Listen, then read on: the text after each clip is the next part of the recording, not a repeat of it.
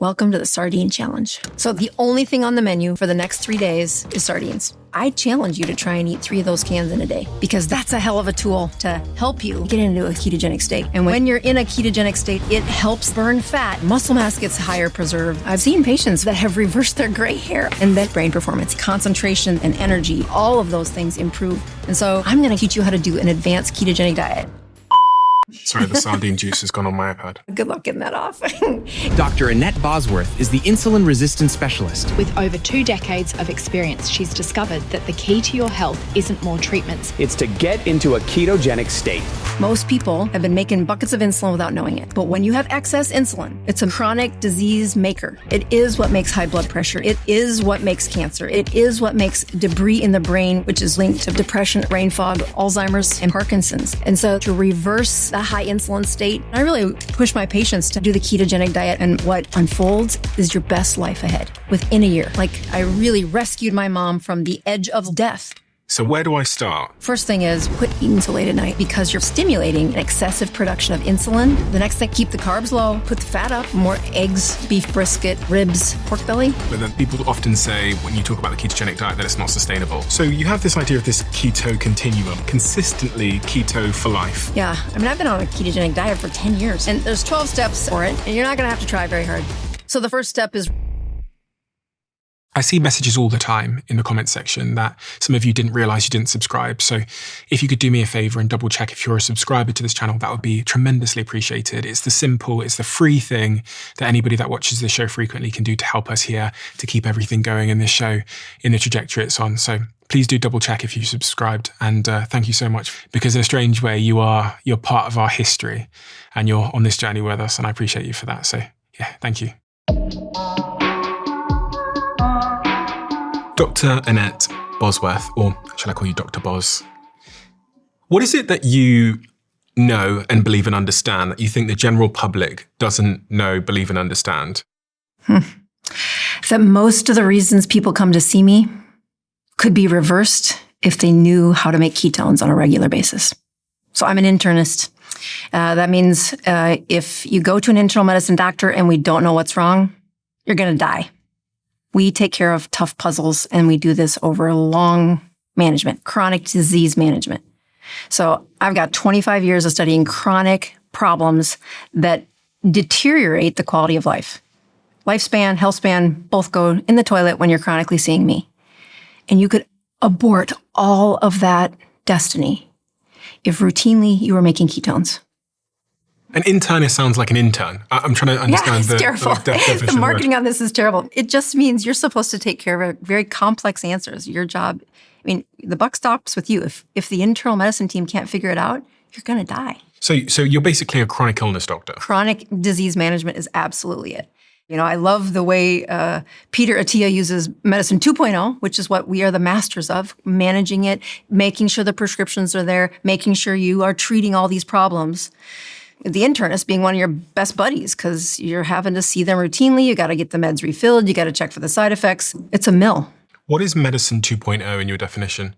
Yeah, so I can keep you from dying from childbirth and infections, and I have an antidote for every one of your symptoms. We are in a world where medicine has answered a lot of problems. Little things like high blood pressure, little things like it's a few extra pounds around the middle, little things like brain fog.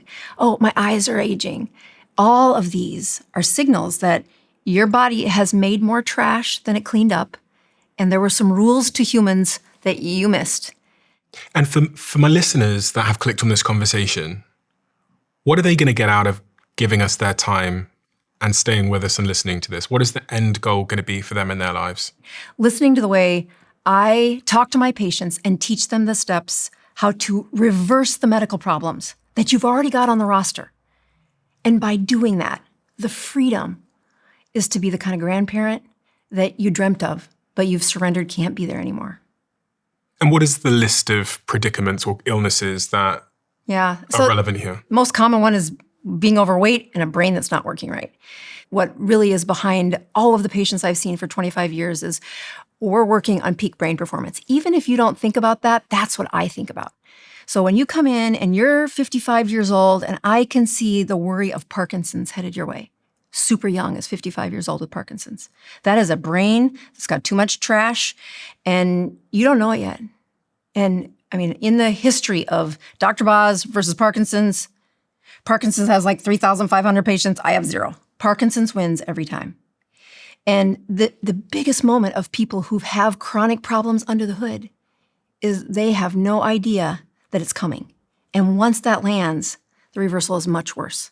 Seeing it 10 years before it's supposed to be there, this is a gift of saying, let me show you how to undo that. Back away from the edge. It's that brain function that you're going to miss the most when it doesn't work. And it's linked to all of these things like the arthritis, the weight around the middle, the high blood pressure, the severe connection to mental approach, meaning you can say depression, but people say, I don't have that diagnosis. I'm talking about a brain that doesn't want to engage, that doesn't find joy in their life anymore because it's been too many years since they took out the trash. Let me show you how to take out the trash, and you're going to have to do it a few times. But what unfolds is your best life ahead within a year. So you're going to teach me how to take out the trash? Yeah. The trash in my own brain? Yep. And if I take out the trash in my own brain, how is my life going to be better? You live in the 21st century where there's lots of processed foods and lots of ways that your body did things without telling you. So any injury that you've had, like a joint injury that keeps coming back every time you injure it, it is a little easier to injure the next time. Is there a ring around the middle that's more than pinch an inch? Is there a distance in time where you say, I can focus for this many hours, but I can't do it for this many hours anymore? Those are all places where if you did this, if you were able to say, don't stop taking out the trash several times a year, several times a month, if you ask me, then you never have to come into this world that I just see people, they're in quicksand. They're up to their waist. And getting them out, they need a real lifeline. And what are the current solutions people are typically offered when they're feeling, all the ways that you described there, where they just don't feel good, they have brain fog, they might have chronic pain setting in various ways? What are the typical solutions that Medicine 2.0 would offer them? Yeah, especially if they have good insurance. Yeah. That doctor is going to be with the covered insurance plan, and he's going to say, tell me the symptoms. I have a matching game. I will give you the drugs that will take away that one and take away that one and take away that one. What is always a downside is, well, play that forward for 10 years. Play it forward for 5 years. And are the symptoms gone? No, but it will bridge and hold up the architecture of the body and the human without actually fixing the problem, without actually diving in and say, you got some chemistry problems under the hood that you don't measure and you don't talk about. But if you did, even if you're not perfect, even if you're 70%, you're going to find yourself at the age of 54 with vitality and energy and sleeping through the night and not having what every other 54-year-old, which is chronic joint pain, a brain that can only focus for 3 to 4 hours without a break, a stamina of endurance and health and joy that falls apart. So you're 54 years old. When I'm 54 years old, I want to be as young and energetic and articulate and cognitively astute as you are. So what should I be doing now to make sure that I don't decay in all those areas I described? Well, what'd you have for breakfast? Today? Yeah. I have not eaten breakfast yet. It's okay. That's not a bad thing. But when you're 54, you should probably put the calories in the morning, not at night. We know that as you age, the cost of a calorie turns into timing. If you eat that food, 1 bite of food after 6 o'clock is worth 10 bites of food before noon. So if you're trying to say, how do I get the best out of the nourishment, but also eating's fun, if you only get 1 bite after 6 o'clock and 10 before, move that food towards morning. When you're your age, what's the last meal you ate? Yesterday? Yeah. For dinner, I had this cod and I had salad. I also had pasta. Okay. So, yeah. But I ate pretty late, which is a problem. What did you have the rest of the day before that? Was that your first salad. meal? Okay. Just a big salad. Was that more towards lunch or noon or? Probably about 4 o'clock. So waited all the way till 4 o'clock to eat. Very common. This is a really common pattern of people doing what we would say intermittent or time-restricted eating. They put that eating window in this, but it's got that balloon at the end of the day. Yeah. And it really does. I mean, what you're stimulating is an excessive production of insulin. And you're going to wake up the next morning. What time did you wake up this morning? Today, I went to bed relatively early for me. I woke up at about 7:30 a.m. Oh, so, Usually it's later. And did you have a solid 7-8 hours of sleep or how? Yeah. So during that time, Yeah. you finish eating around 10 o'clock then it sounds like? Yeah. Okay, so then it's Maybe a bit later. Okay, so 11 o'clock and you've got 7:30 in the morning is when you woke up. So that's about 8 hours since you've eaten. Your insulin is still churning, especially if the meal was large and there was carbs in it. So now you've got these processed foods late at night, and you're at the beginning of the disease, right? You're at the beginning of the chronic inflammatory churn of how do you age faster and faster? You don't do that. You don't have high insulin throughout the night. So can you explain to me, like I'm a 12-year-old, what insulin is and the role it's playing? Because, I guess we're focused here on longevity, aging for a second. But how does insulin play a role in all of this, and what is insulin? So insulin insulates. Okay, so think of it as it makes you fluffy. It puts the fat on. It's got some other roles too, but we're going to talk about chronic diseases here where it's not a scarcity problem. You make plenty of it. And when it's in excess, it will store energy for when you go through a famine. It will also cause you to grow. Now, grow means get a little fatter, but it also means things like their skin gets a little thicker, they have skin tags, and what I always think about is what's going on in their brain. And when that insulin is high for years and years and years, just like yours, because if you didn't eat the rest of today, and then you got up tomorrow morning, it would be about that long after a late meal last night.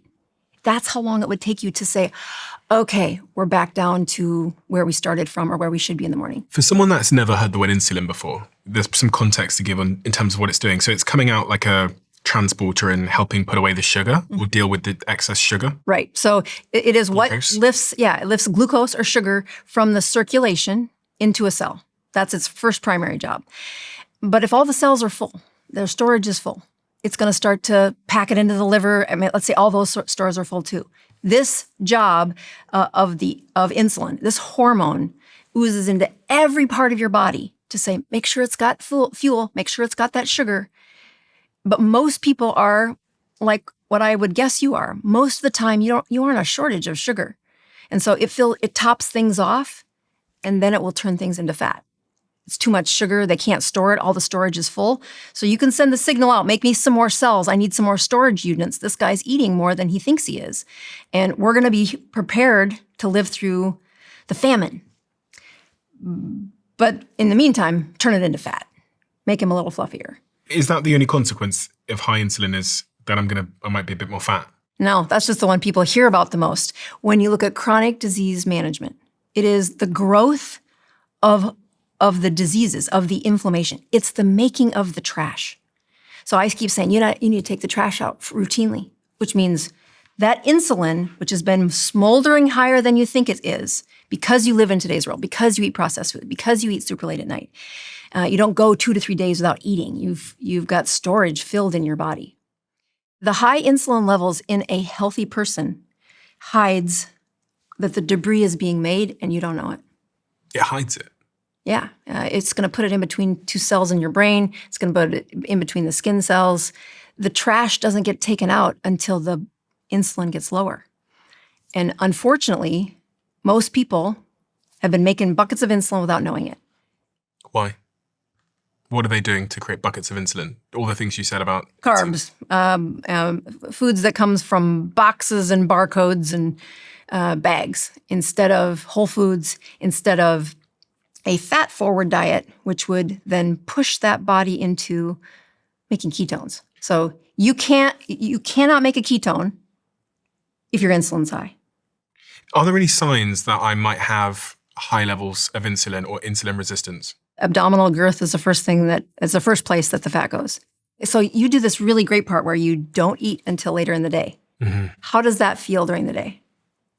During the day, I feel really focused. I actually don't even know that I'm not eating. So that's really good. So what I would love to know is show me what your blood sugars are doing during the day and show me if you make ketones. That'll be the answer is when you have excess insulin, which is this chronic disease maker, it is what makes cancer. It is what makes high blood pressure. It is what makes debris in the brain where Call it depression or brain fog or Parkinson's. It's the aging of the brain. It's linked to all of those things. All of those things.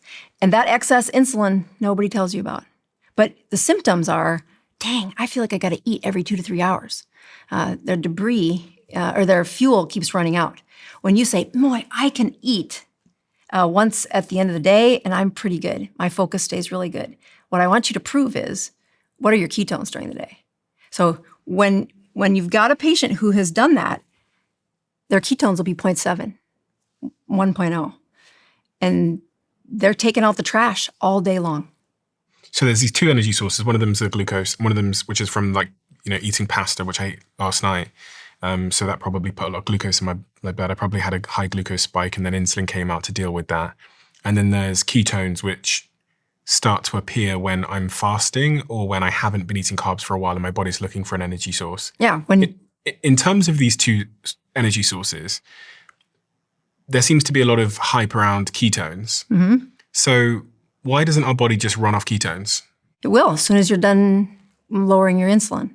And I mean, insulin grew in these patients. They didn't know that it was growing high. They went to their blood test and their glucose looked normal. What nobody checked for years is how much of that insulating hormone did it take to keep the glucose controlled. And that's where chronic diseases are grown in spades. That's where autoimmune disorder. The insulating hormone being insulin? Yes. Okay. So that excess insulin for the last decade, had you come into my clinic, we'll put a label on it, call it PCOS, call it high blood pressure, call it autoimmune problems. All of them are linked to high insulin. Glucose, when you want to store it, we put it in a fancy string called glycogen. And it's just an efficient way to store glucose. But as soon as your body needs it, it will unlock all of that sugar back into your access, back for you. Mm-hmm. What you don't realize is, well, how much glycogen you got stored over there? How much is there in storage? And that is what high insulin has been doing. Just put it in storage, put it in storage. And then when you stop eating, you'll know if you emptied out all your stored sugar, which is some of the regular sugar you just ate, but then all this glycogen, this packaged sugar. How empty are you? I don't know. Have you made a ketone yet? You cannot make a ketone. You cannot burn fat until that tank is empty. Okay, so I have these glycogen stores which last for, a day or two? Oh, no. Think of it as brown sugar.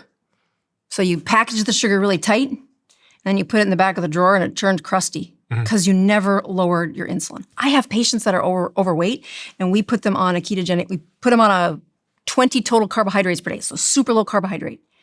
It is 15 days before they make a ketone. Okay, so it could be a while, it could be up to 2 weeks, for example, right, before my glycogen stores are empty. And it's not until my glycogen stores, my glucose stores are empty that my body can start producing ketones. Correct. So it's going to exhaust all of those glycogen stores. And then once it's ran out, it's going to switch into this ketogenic state. Right. Yeah, so think of it as your short-term, easy-to-access sugar has to decrease. And that means your insulin has decreased.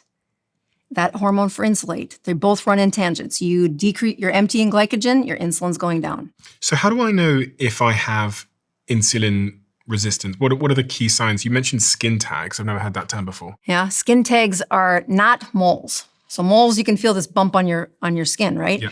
But a skin tag has a neck and like a little mushroom. And it's the most annoying thing when patients come and say, well, I just tried to cut them all off, but they kept bleeding. I'm like, do not cut them off. They'll fall off when your insulin's lower. So that's the first place. It'll be found in their armpits or places where their skin rubs, so armpits and their groin. And once insulin starts to grow them, it's like a crop, a little baby cauliflower hanging out in their armpits. You talked about velvety skin. Yes. As well being an indicator. Velvety skin is this Latin word, acanthosis nigricans, which is a fancy word that means the skin is darker and thicker. So the places it usually happens is the back of the neck. And you'll hear, stories of, I tried to wash my neck. It's dirty all the time. It's not dirt. It is the way the skin is under the curse of high insulin. And you see it in teenagers all the time now. They put on weight and their growth hormones are already doing that teenage thing. Now you put high insulin in there and they have this dirty neck syndrome. Or on the creases of their elbow, it's just darker here. That is pathology. That's not normal from high insulin. You talked about weight changes as well. What's this thing about hairy toes that I was reading about? Right. So as my patients age, so most of my 55-year-olds that have had high insulin, I will tell them, look at your toes. They're supposed to have hair on them. And when your body has had that high insulin state for a couple of decades now, it will start to say, we don't send resources to a couple parts of the body anymore. And the follicles in their toe are one of them. Like, you just stop growing hair on your toes. And there's an ascending problem with this, where the toe starts, then it's the ankles, then it's up to the knees, and they don't have hair anywhere on their lower extremities. It is a process that started from high insulin. What about aging? You talked about how if you have high insulin, there'll be an impact on your aging. Now I'm thinking about, I'm getting a couple gray hairs now. I'm thinking maybe this is because of my insulin levels. I have seen patients that have reversed their gray hair on a ketogenic diet. It blew my mind. They asked me for the reason why that happened, and I thought, well, the cells are healthier that are making your hair. That's all I got. Aging is exactly that enemy, which is they are going around the sun with more growing of the trash than they needed. So that high insulin, they don't know about it.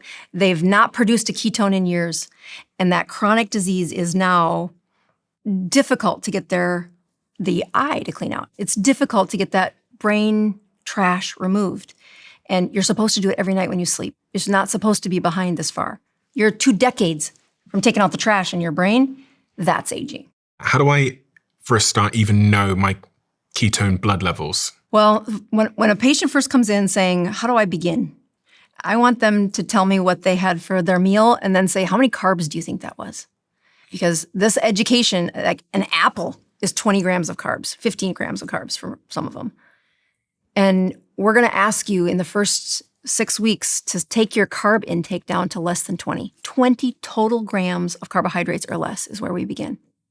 And again, I do this in a medical grade. There are people who play with a ketogenic diet, and there's people who try to reverse medical problems with a ketogenic diet. Mm-hmm. In order to do this, it is not a lazy kind of keto. You have to actually be on the same team as me using data to reverse this medical problem. And how does one measure their blood ketone levels? Yeah, I think blood is the best. There is a way you can measure them in urine. The burning of fat, if you turn that string of fat into ketones, there are 2 destinies for that. You either put it into a mitochondria and turn it into energy, or you pee it out. So especially when they're early in a ketogenic journey, they overshoot. Evolution said, don't let them die. Turn that fat into energy, help them through the famine. So the excess ketones they make end up in their urine. We call them ketone strips, and they're cheap and easy, and we don't have to cross that barrier of somebody pricking their finger at the beginning.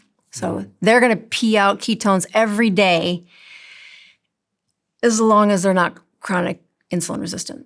So if I avoid carbs for a sustained period of time, which could be a couple of days, it could be up to 2 weeks, eventually my body's going to say, listen, we need energy. So it's going to start burning my fat stores. Yes. From some of that fat around the midsection, and it's going to start turning that into ketones, which are a different type of energy. Are there any reasons why ketone as a source of energy is better for me in terms of performance other than the insulin reasons that we've talked about? Like, are there any other parts of my body or my health that benefit from ketones? For starters, when you're burning a ketone, there's less trash, okay? It is a cleaner fuel with less byproduct, especially as you age. So you get the longer energy and you have less debris floating around. You hear the word antioxidants all the time. Well, burning ketones is an antioxidant state. And it's in the space where you need it, which is inside that cell. You swallow antioxidants and you have no guarantee that they end up where they're supposed to. So number 1, the fuel is reducing trash at a cellular level. It lasts longer, and it penetrates through that blood-brain barrier to fuel a brain that, even if it's insulin resistant, it can use a ketone. So the problem with somebody who's chronic insulin resistance, their brain needs a lot of glucose to stay online. And I can try to get it there, but insulin is constantly fighting that. It's a war to try and keep the glucose in their brain. My hack is ketones will go right around that. It doesn't need the same transporters to get across the blood-brain barrier, and especially to fuel those cells in the brain. So for performance, Name a game where you don't use your brain. There isn't one, right? You're gonna, if you're looking at performance, to say, let's begin with the sharpest brains and the most focus, the most discipline, the less impulsivity. All of those things improve when that brain is being fueled with ketones. So let's focus on the brain part then. So what have you personally noticed as someone who I assume is in the ketogenic diet right now? Yes. What have you noticed the variances between when you're in a keto diet and when you're not? Right. Well, I've been doing this since 2015. So the onset of it was really messy, but the seasons where I would do a great job and then I would think, I'm fine. I can tell you, you see 25 patients in a day and I feel bad for the last 5. They've got a sluggish brain. I don't care how much coffee you've got in you. You can't keep that focus for that length of time. When you're in a ketogenic state and not in a ketogenic state, the brain power, the concentration, the ability to keep your mood controlled is just, it is a night and day difference for most people. But I think especially for me, I'm pretty high energy, and when it runs out, I get crabby, and that's not a good place to be if you're the patient. Yeah, I think I've noticed that as a podcaster, but I've also had a lot of very well-known podcasters say the same thing, which is the variance in their ability to speak and articulate themselves and think and sit here for 3 to 4 hours having a conversation is night and day when they are in a fasted ketogenic state versus, or on a ketogenic diet versus when they are in a higher carb diet. Right. And it's so profound to me that I almost wonder why more people don't. Oh, it's insane. One of the best things that I've done in 25 years was I went out on a limb and said, I'm going to try and teach 200 people at once how to do this intense ketogenic diet for 3 weeks. It is hardcore. This is not playtime. You're checking your numbers every day and you're comparing them to your classmates.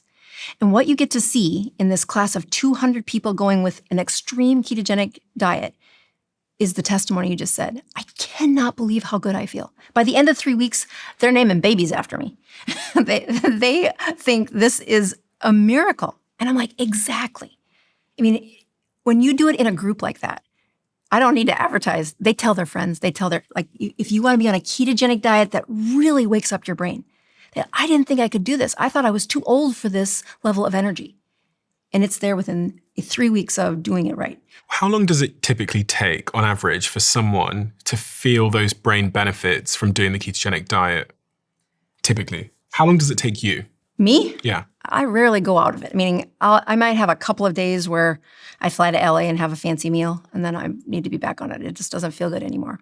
So, but let's go to when I was overweight. Okay, so you say, who's insulin resistant? Any person who's had a baby. Okay, you have to be insulin resistant to hold that baby for 9 months. Okay, so I had 3 of them, and then the weight never came off on that 3rd one. So here is an insulin resistant person at 40-something years old, and I am probably 60 pounds heavier than I am now. In the first time, I tried to get into a state of ketosis for 9 months. I was about to give up on, why can I not be a ketone? Why does I'm a doctor. I'm trying to use this for my brain patients, but I'm afraid to tell them about it because I personally cannot be a ketone. I was trying to follow 50 carbs, then I tried to do 30 carbs, and then I tried to do none, but I just couldn't make it long enough into that ketogenic state. And what had happened is at least a decade of high insulin. 3 babies, full practice, busy life, on call, those kinds of things that are all dangerous if you're going to try to have a peak brain. I took my kids on a 22-mile hike around the city on Memorial Day in the name of troops of mental health. And I said, if I am not peeing a ketone after walking 22 miles, having fasted for a day, then I'm for sure that this diet is a hooey. So that's how much energy it took for me to pee a ketone, because I was very insulin resistant. I had been making excess insulin for a decade, and I'm a doctor. I should have known that. My sugars were fine. My hemoglobin A1C wasn't bad. But that excess insulin, that stored sugar, that stored glycogen, it took forever to get that low. And only after I fasted and then walked 22 miles did I pee a ketone.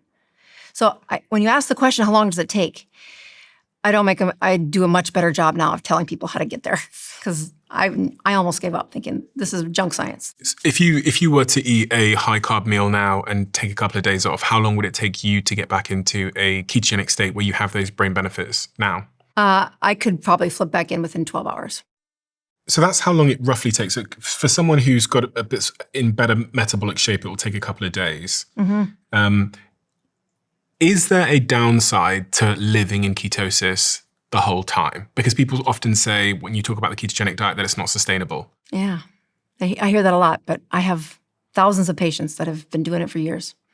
And what happens is as soon as they exit from the ketogenic diet and they start to feel the trash build up again, meaning the joints that didn't hurt forever now hurt. The vision that was super clear is now foggy again. The brain that wasn't irritable and depressive is back to doing those things again. I mean, it is within a week or two that, I like to think of when you're in a ketogenic state, you wring out that inflammation and trash in their brain, and the brain is like crisp. It is doing a great job. And when you put the sugar back in, the swelling goes back into their brain. Insulin and water flood the body. And it's almost like a minor concussion. And their brain is not working right. And they now know it. And is there any other benefits to being in a ketogenic state? You mentioned strength briefly. Yeah. So when you're looking at, do you do weightlifting? Yeah.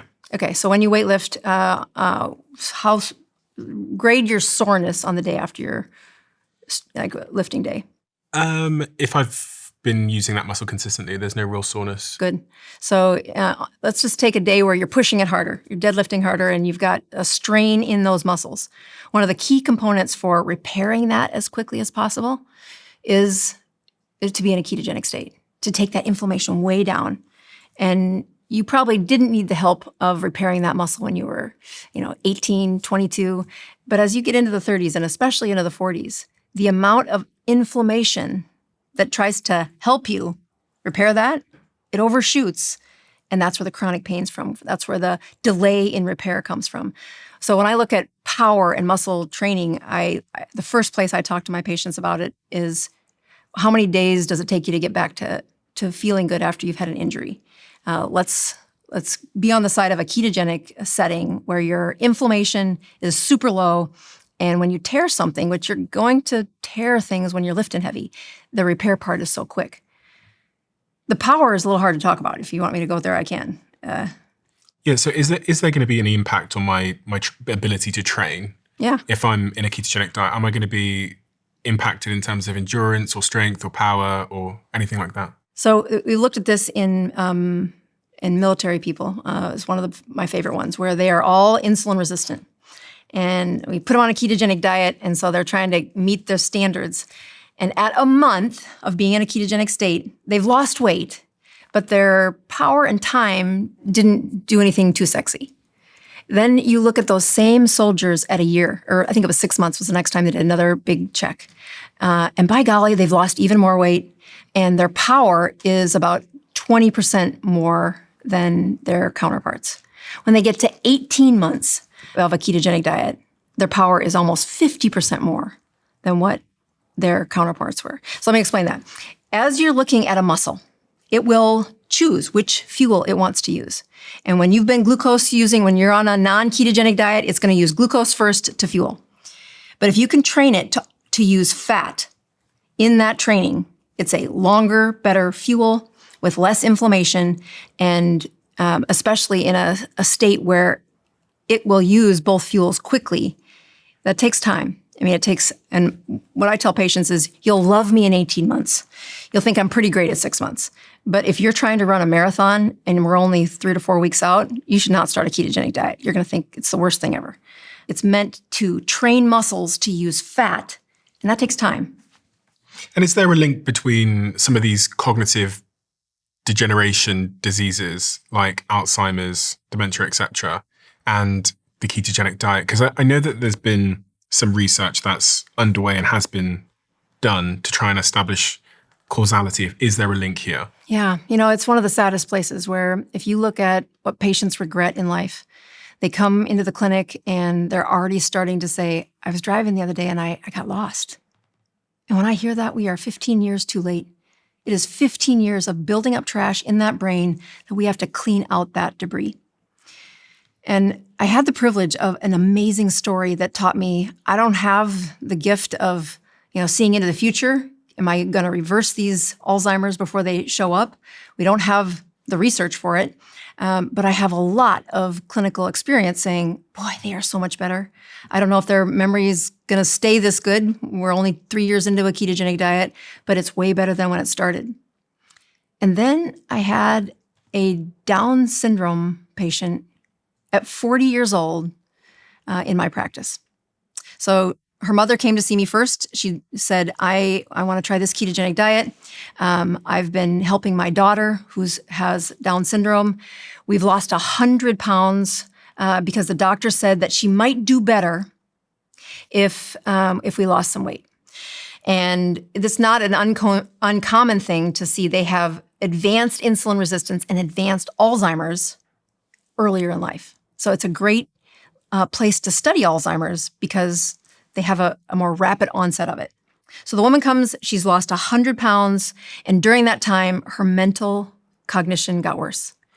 So now she's got 100 pounds down, but none of those brain things are better.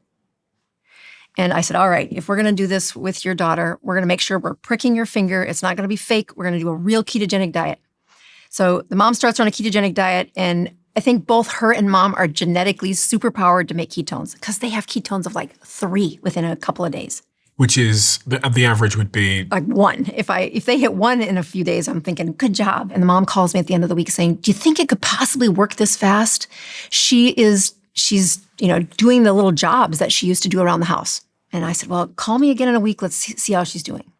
And the mom goes, the most profound thing just happened. I've taken care of this girl for 41 years. And I asked her the other day if she was doing something. She wanted to go to the church with me, which means she left the house. And she was at the church and she was giving her instructions to do this, go around here and put it over there and give her a little job. And she said, do you understand? And the girl replied, I understand. And I said, what's the big deal? And the mother said, she had never said a 3-syllable word in her whole life. 2 syllables is all her brain could ever put together. For the first time in her whole life, 3 weeks onto a ketogenic diet. And this Alzheimer's diagnosed patient who had Down syndrome now had a brain that was not only working great, it was doing the best mom had ever seen it. And on a ketogenic diet, not only did she lose about 15 to 20 more pounds, but her world opened up again because her brain, which had Alzheimer's, no longer had that diagnosis. I was looking at some of the supporting studies around this, around the impact that it can have on the brain. And studies show that in dementia, especially in Alzheimer's, the brain struggles to use glucose efficiently. Ketones provide an alternative, cleaner fuel source. Ketogenic diets can boost mitochondrial function and energy availability in brain cells. Keto lowers systemic inflammation, which is linked to slower cognitive decline. Ketones may protect neurons from damage and promote the growth of new neural connections. And Alzheimer's is something called type 3 diabetes, which I've heard a lot. And keto improves insulin sensitivity, potentially reducing this risk. And lastly, small studies show temporary improvements in memory and cognition in people with mild cognitive impairment or early Alzheimer's. But the evidence is early stage, long-term adherence can be hard, and the diet isn't suitable for everyone. For example, underweight people and people with certain medical conditions. Right. So how do I measure my blood ketone levels? Is that what these devices are here on the table? When I look at giving patients the freedom to say, don't come to me for the things that you can do at home. First thing is be willing to check data. Okay. So blood, way better than any other way to measure this. We're going to be able to see, should we have a contest? Which one's better? Yeah. Okay. So you want to go first? Okay. So what I'm going to do here is I have a finger prick here, which is going to take some blood. It's going to prick my finger. Then I have this little reader, and I also have this little strip here, which I'm going to put my blood onto. Mm-hmm. And within a couple of seconds, it's going to tell me how many ketones I currently have in my body right now. And so we're going to look at that at the same time as your blood sugar, which is how you can measure insulin. It's the best proxy for saying how high is his insulin. So put both of them in there before you go, because then you don't have to prick yourself twice. Okay, so a blue one is going to measure the ketones, and a brown one's going to measure your glucose. Okay, and this device, how much does it cost if people want to buy it at home and start pricking their own fingers? Yeah, I think there's a kit that comes with about 50 strips, so you can have ketones and glucose at the same time. I'm guessing it's around $70, or maybe it's $60 to $70. They have quite the. Yeah, put it all in. There you go. And so it lights on the other one too, right? Perfect. Okay, so now prick your finger. Best to do it on the side of your finger because there's less nerves there. There you go. Good job. Okay, so I'm going to put my blood onto this one, which is the keto reader. And it'll count down. Let's see. I think is my glucose is 86. Takes more blood for the ketone. And my keto levels are 0.9. Okay, so that's a Dr. Boz ratio of 86 divided by 0.9, which is probably like 95 or something, like 95-ish, right? So my glucose levels are 86. Is that high or low? That's good. So I would say that's not low. It's just good. Okay, and my keto levels are 0.9. Right. So when you look at them in comparison, like you want to have a blood sugar that's not triple digit, so that's very good. And the higher you are above 0.5, the better the results. So that's a pretty good number. So if I'm in ketosis, what reading would I have on this ketone meter? 0.5 or greater. But it would be also that you have that reading without a triple digit blood sugar. So when I look at the combination of them, I do a little math and say, your Dr. Boz ratio is like 95. So you are burning fat right now. Okay. So that's a good sign. When I am trying to help people who are trying to undo cancer or autoimmune or brain injuries, they have to have a better Dr. Boz ratio than that. Let's do your readings to see where you're at. All right. Drum roll. 83 and 1.7. How are you at 1.7? What have you done? So I've learned that I would love to be 33 again and be able to eat that late at night. You said that, I'm like, oh, it's been a while since I've eaten that late at night. It's probably the hardest thing to teach my patients too, is like, you don't appreciate how much insulin you make that late at night. Now, you're still in a season where you get to just kick your heels and enjoy youth. But at my age, you cannot do that. I can eat in the morning. I can have good calories of high fat and good protein in the morning. And I've learned to stop eating somewhere around 3 o'clock in the afternoon. In fact, I know. 3 o'clock in the afternoon, you stop eating? That's usually the case. You know, what's really hard though is how much of your life is social. Like you said, oh, there was this dinner party last night and I had pasta. And you're like, yep, that would be something I have to teach my patients. You have to say no to that. You cannot be eating at 10 o'clock at night if you want your insulin to not do that debris thing. And boy, when their memory isn't going well, when their friends are dying of memory problems, you know, I don't like using fear tactics. I don't think they last very long. But it is such a reality of poor performance that I can't do that. I cannot eat at 10:30 at night. What is it about being asleep that causes the sort of deregulation? Like, what is it about it doing it at night? So now it's going to take that metabolic curve, and in order to store all of the part that gets stored and then turn the part into fat that needs to be tucked away and get back to baseline, it's going to be 8 hours, at least 8 hours. Which is fine. Right. Because I'm probably not going to eat till 2 p.m. today. Right. Well, you missed one part. The sun will rise.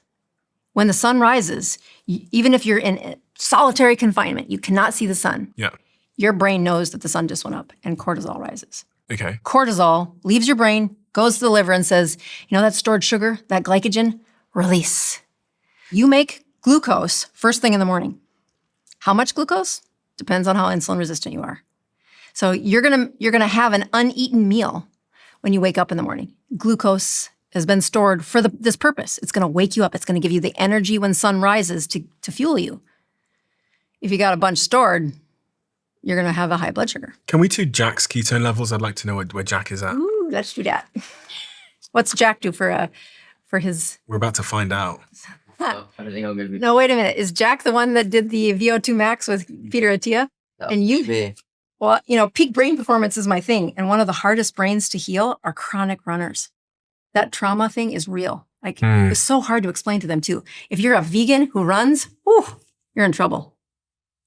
95% of vegans that listen to this podcast frequently don't subscribe. Oh, yeah, well. All right, so his glucose is 88, not too bad. Okay. Ketones, boo.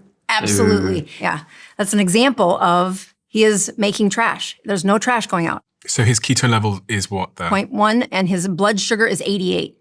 So if you take 88 divided by 0.1, it's like, 1,000 or something? It's really high. 888 probably. That is a lot of trash being made.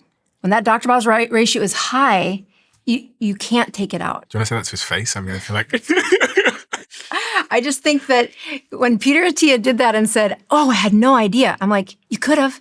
Just check this first thing in the morning for 5 days. If you have that kind of a Dr. Boz ratio, you're insulin resistant. You're insulin resistant. You have to be hitting that in a routine, regular interval in life to not have those problems. To have osteoporosis at such a young age, a ketogenic state would not allow that. You would be using resources much better. He actually did a test and it turns out he doesn't have osteoporosis. But, good. But that was shocking. Yeah. I was like, you shouldn't have osteoporosis at your age. No, I think that was a misreading because of the scanner. But right. But on this point in particular, his ketone levels are 0.1. So he's basically running off glucose. All glucose. And so why is that happening? Okay, whatever he ate, the insulin went up. So let's say he was your exact same eating pattern. He ate last night. He had the 6-8 hours of sleep. The cortisol said, the sun's rising, and it rose his blood sugar a little bit. Okay, when the sugar's high, you can't, your insulin's gonna be high too. You're not making ketones. When I did this keto test with most of the team here, they were all around that region. They were in the region of 0.1 ketones in their blood to 0.3. Welcome to my clinic in 10 years. That is trash being made, never being taken out. And so you'd say to them, you need to do some fasting, you need to cut carbs. Yeah. I mean, if you're looking for quick, if they're in their 20s. I mean, I have 3 kids, right? And they have heard this chirp for 10 years. How I got into this was my mother was very sick, and she was sick because of a high insulin problem that caused cancer. So we put her in a ketogenic state, and everybody in the family got on board. So here's 3 little boys who no longer have candy around. Now they're in their young 20s. And for the first time, they're actually listening to say, gosh, Mom, one of them's at Georgetown. He has to read for long periods of time for Georgetown Law School. And he's like, if I'm not in a ketogenic state, I can't keep the focus. And I said, well, how are you doing that? At first, he tried some of the supplements. Okay. But what really happened was he cut the carbs down and said, I can say no to that because of the sustained brain power. I mean, it's really easy in your early 20s to do this. Cut the carbs even to 50, but prove to yourself that you made ketones, and that return on your dividends is you won't be seeing me in 25 years. So you have this idea of this keto continuum. What is the ketone continuum? I read about it. I mean, it's a book here I have, which you published in 2020, called The Ketone Continuum, Consistently Keto for Life. Right. So the keto continuum is this 12-step process to get into a consistently keto. Yeah, you're constantly taking out the trash. The first part is the beginner. Okay, so the first part, the beginner section, has 4 stages to it. Right. What are those 4 stages? Well, I like to tell patients that you never fall all the way off of the continuum. So the first step is really not keto, but it is that they're eating every 2 to 3 hours. And if they fall off the wagon, that's usually where they land. So that's what most people start at. They're eating every 2 to 3 hours. They are not keeping their carbs less than 20. Step 2 is cut your carbs to 20. That's the only thing I need you to measure. And you're going to be able to use a ketone strip, measure ketones in your urine. And that will you'll ride a wave. When that ketone production is happening, the fat-based hormones in your body are starting to resurrect. They're starting to do the things that they need to do. And there'll be this magical moment in the not too near future where you skip a meal. And that beginning stage, how long does that last? I'll put this on the screen so everybody can see the continuum. How long does that initial beginner stage last for people? If they've been severely insulin resistant, this is the ones where I've said they took their carbs to 20 for 2 weeks before they peed a ketone. So I use some other steps if that's how severe that is. But let's just take the average person. That's like they're not 100 pounds overweight. They're hitting menopause and they've put on 25 pounds. When they drop their carbs to 20, they're peeing a ketone by the end of the week, and they are missing their first meal by day 10. Okay, so day 10. And then it says when we get to stage 5 in the keto continuum, it says 16:8. Is that? Yeah. So then we start to use time-restricted eating, where your body will adapt. People say you can't stay on the keto diet because they go to step 4 and then they think that that's all they needed to do. There are several steps to reversing this problem, and you'll know you have the right step if the ketones are still present in your blood. Your body will adapt, though. So we start to say, all right, we're going to learn some new behaviors. We're going to learn what the nothing burger looks like, at least for 16 hours out of the day. What does that mean? You do not eat a thing in those 16 hours. Now, I give them a little hedge because most people come in like you. They don't start eating until 2 o'clock in the afternoon, and then they eat until 10 o'clock. And I want them fat forward. I want lots of fat going in because insulin resistance, that high insulin state, means they've locked or they've insulated their fat on their body. And then we get to stage 7 where it says 23-1. Is that fasting for 23 hours a day? Yeah. And eating for 1 hour a day? Right. And there's a little bitty line between 16-8 and 23-1, but there's a whole bunch of life there, meaning we don't actually have patients go from 16 hours of fasting to 23. We have them slide it down by an hour, and then we do that harder thing, which is move it towards sunrise. Quit eating so late at night. And then the last stage here, so step 9, 10, 11, and 12 is prolonged fasting, between 36 and 72-hour fasting. Right. So those folks that have high insulin for 15, 20 years, they're going to have to do a nothing burger for 36 hours in most of them to really give a good reset of their metabolism. And although you look at other folks saying, oh, you should never do that if you're a woman. You should never do that over the age of 50. I'm saying you have too much insulin in your body. You have to do that to get the pancreas to make less insulin over time. On that point, between men and women, are there metabolic differences that need to be mentioned here? Because, sometimes when I do ketogenic fasting, my girlfriend, she takes much longer than me to get into a ketogenic state. And I'm wondering if her body is in some way trying to defend the switch. Have you ever seen the reality show Alone? Oh, no, I'm not a reality show guy. Oh, I'm not either, but they drop these people off in the middle of nowhere and they starve them to death. And you watch the fat come off of them, and the fat just melts off of them. And the women, they do what your girlfriend does. It just holds on to them. That we are designed to have that fat on them.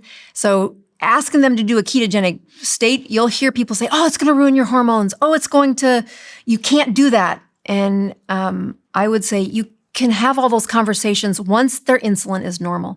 But I have lots of women in childbearing years that are excessive producers of insulin, and their vitamin D is low, their estrogen is low, they have hair loss on the top of their head, they have skin tags throughout their body, or maybe the first sign was they had PCOS. Okay, all of these are a sign that insulin came in and it's too high in their body. So lowering it has rules. And if you want to have a baby, carry a baby, have the weight come off after you've gestated a baby, have weight not be your enemy during menopause, you have to be making ketones at a routine and regular interval. And start with the food. Start with the menus in the kitchen. Don't run to the gym first. I've noticed in women in my life that they've told me that their menstrual cycles become more synced up when they are in a lower carbohydrate diet. Right. Their hormones can hear each other. I mean, when insulin is high, insulin dictates what that sugar does, but it also is the dictator for every morsel of fat. And estrogen, testosterone, vitamin D, they're all a derivative of fat, of cholesterol. And they're put into the fat cells. If you biopsy an obese woman and say, can I see, is there any vitamin D hidden in there? Is there any estrogen? Is there any? Yes, they're all in those fat cells. You start to lower their insulin and the fat mobilizes. So the hormones that are naturally communicated between women, they can actually hear them again. I mean, that tribal thing. If a woman were to stay in a ketogenic state permanently, would there be any disruption to her metabolic health? You mean like me? Yeah. Like, her menstrual cycles, anything. No, I think you're going to find people that it shouldn't be extreme, meaning I've been on this for 15 years. The ketogenic phase is at least 20 out of 30 days in a month, the first few years I was on it. Now at 55, menopause in the last year, I'm like, without a ketone, my brain doesn't work right now without a ketone. My energy goes to pot. And I've been walking women through menopause for 25 years. It is not a fun story when they're insulin resistant. So prepare, have the flexibility of that mitochondria to use both ketones and glucose. And that's what a ketogenic state is. Well, we have 12 cans of sardines here. And I wondered why you brought sardines. Yes, that's a hell of a tool. Why? So when you're trying to help patients change behavior. Sorry, the sardine juice has gone on my iPad. Good luck getting that off. Yeah, sardines rank for the worst smelling, but they're not the worst tasting. Now, when it comes to bitter in fish, they don't have the bitterness that tuna does. So, tell me about sardines. Why should I be eating sardines? When you're trying to teach patients, those stats that you read off a minute ago, they don't care. They need a very clear step on how do I begin. And when you're working with somebody who cannot seem to get their ketones to rise, and I give them a whole list of menus, it's too noisy.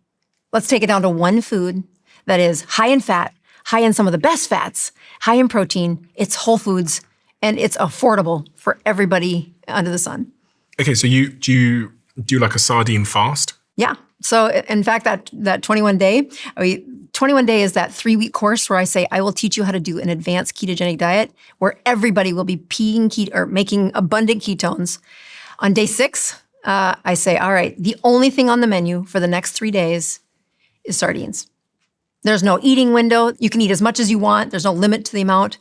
And what I'm pushing them to do is not only eat a nutrient-dense food, but I want them to feel satiety. I want them to feel full.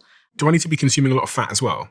There's plenty of fat in there. But I mean, generally, because this is one of the things that always puzzles me is I'll go, say I went a week without eating carbohydrates. Sometimes I'm still not in ketosis. And I think I heard somewhere that it's because my fat isn't high enough. So yeah. So again, at the time you went 7 days without eating hardly any carbs, right? Mm-hmm. And you still didn't make a lot of ketones. Mm-hmm. Okay. So you had fat on your body? Yeah. Okay. So why didn't the fat get to your mitochondria? Excess insulin. Okay. You had been in a high insulin state. So if you swallow the fat, then you can turn it into ketones. Right now, all your fat's locked under this insulin bed. If you kept going, it would eventually hit, but that's painful. I mean, I have patients who do it for 2 weeks. So what are you saying? You're saying that I need to eat more fat? Yeah. So if you put the sardines in oil, that's a great high fat, high protein. It's also a little easier to masticate the meat.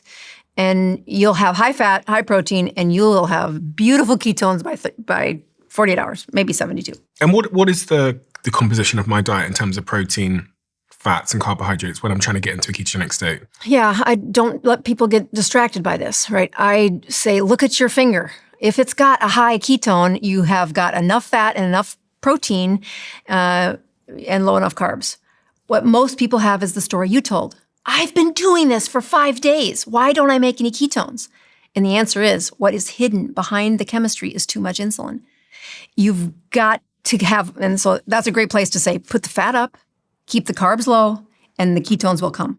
When you say put the fat up, you mean eat more fatty foods. Give me an example of the type of shopping list that if I was trying to get in a ketogenic state and stay there, I would have. Yeah, one of my favorite things is pork belly, more eggs, beef brisket, ribs. Avocado? Avocado have a beautiful marketing team, but they do have carbs in them. And I've had people overeat them. Like, I have 4 avocados today. I'm like, that's you're on the wrong bandwagon there. Avocado makes the list, don't get me wrong, but it's not a diet of mostly avocado with a sprinkle of chicken breast. That's not going to get you into ketosis. The fat has to be higher than that. Most of the time when I'm really struggling with a patient who just can't seem to make ketones, and they won't do the sardines, I've said, eat butter for a day. That's 100% fat. Okay, so you can just increase the butter. Yeah, you could have that. Okay, so that... Are there carbs in here? No, it's just fat. Mm-hmm. And it's not awful, but it is a great social experiment where they haven't felt what satiety feels like in a while. People talk about net carbs.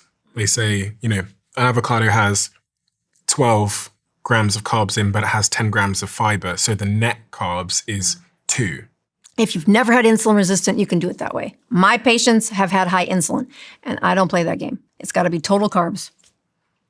Fiber is for farting. Do you recognize this photo of this lady? Oh, yes. Who is she? Why, she is just a great story. Jane had, she had pathology with how she thought about food, like many patients. She had food as the way she coped with a lot of things. And as long as she was clearing her plate and using that food, it comforted a lot of wounds. When you start to address some of these things, I mean, the ketogenic diet doesn't fail if you just follow the chemistry. The ketogenic diet fails when you have humans who've had wounds, who've had a history, who have stress, who don't sleep. And Jane was a great story where all the goodness in the world couldn't undo some of that relationship she had with food. So the first time, she's one of the coaches that I used for that 21 day, and she just has the best outcomes because she was doing a strong ketogenic diet, for those 3 weeks, twice a year. And she decided that after, I think, the third class, she was going to do sardines only for 30 days. And she writes me at the end of the 30 days, can't believe how great she feels, and really kind of addressed some of those demons associated with why she would eat what she would eat. And then life hit again, and she put on some of the weight again. She'd use sardines intermittently. And she called me and said, all right, I think I'm going to do this again. I'm going to just go on sardines and really have some come to Jesus moments on why it is that I do some of the things I do. I mean, it's a really vulnerable moment where you can hide those moments. You can never tell a soul what's really going on through your mind. And she was going to address them. And I said, well, I have a bone to pick with Joe Rogan. He has said some inappropriate things about sardines, like they're arsenic poisoning. So I'd like to check a few blood levels in you before you start. So we check her vitamin D, we check her arsenic, selenium, and a few other things. And she starts on her sardine challenge, her sardine journey, and she goes 100 days. 100 days of only sardines. And not only does she, first of all, her vitamin D, she did not take any vitamin D. She stopped her vitamin D. It went from like the 30s and 40s up to just maybe over 100, 108 or something.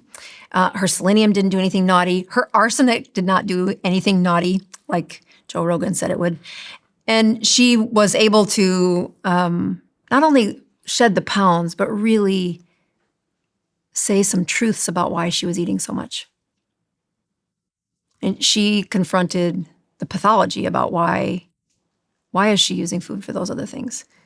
I do this thing in the 21 day where I ask them to find their best day in their life. And I'm trying to just get them to think about, what does that feel like? What did that look like? And then we go to the worst day in their life. And Jane wrote something that really touched me. She said, I don't think I've ever had the best day of my life. This was probably the third or fourth time we'd done that exercise. So she'd done it in a way where it didn't bring any extra attention, but she spoke a truth that just said, I've had this fear for so long that for the first time, I'm going to say out loud that I'm looking for the best day of my life, and I feel like I have the freedom to do it. That's what happened after 100 days of sardines. So if she eats sardines for 100 days, she's probably not going to get like the gut microbiome. She has the best gut microbiome. Doesn't she need to be eating plants to improve it? No. Fibers for farting. So you're looking at a gut biome, right? And so tell me what you think that is. Lots of bugs that have been feeding on plants. Okay, yes. Butyrate has part of that equation. So gut biome is this slime layer inside your gut. And it's where the critters live. It's where they set up homes, and if you have a really good slime layer, it's squishy, it's dense, it's not moth-eaten, it's not aqueous or water-like, it's squishy. And when you put plants in there, when you put fiber in there, it tears that down.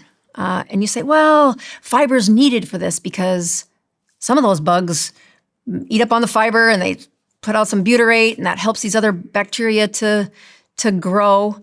You're like, yeah, that's one way to get a good microbiome, but we haven't been fiber eaters forever.